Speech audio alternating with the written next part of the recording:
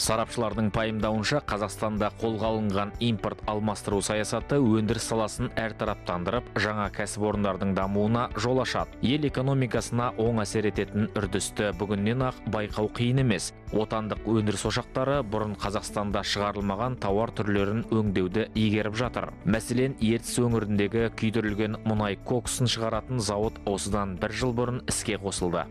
Шыққан пар жаңағы утилизацияға кетпей, мына бір біз тұрған жерге электростанцияға келіп, осы жерден электроэнергия өндіріліп жатыр. Заводтың өзінің сұранысы 4 мегаватт электроэнергия болса, 12 мегаватт электроэнергия шығып, қазір басқа да кәсіпорындарға кегоктың жаңағы системасына құйылып, ары қарай таратылып, Қазақстанға біздің кәсіпорындарға беріліп жатыр электроэнергия.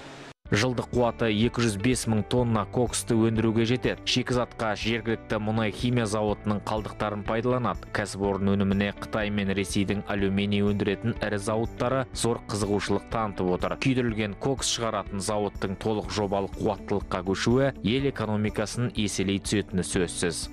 Мұнайлы өлкеде биыл іске қосылған жүн өңдеу және шұға фабрикасы Ресей, Италия, Шотландия және Беларусь елдерімен келісімшарт жасасыпты. Сондай-ақ кәсіпорын Экспо 2017 халықаралық көрмесінің қатысушыларына жамылғы мен бөкебай жасауды қолға алған.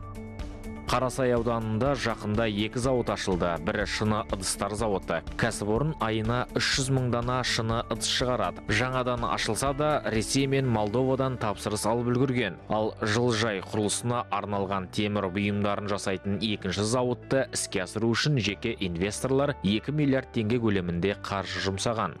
Соңғы уақытта өте көп сұраныс болып жатыр осы жылыжайларға. Сондықтан біз оны анықтап, осы жобаны істеп жатырмыз. Жоспар бойынша жылына 15-тен 30 гектарға дейін жылыжай салатын боламыз.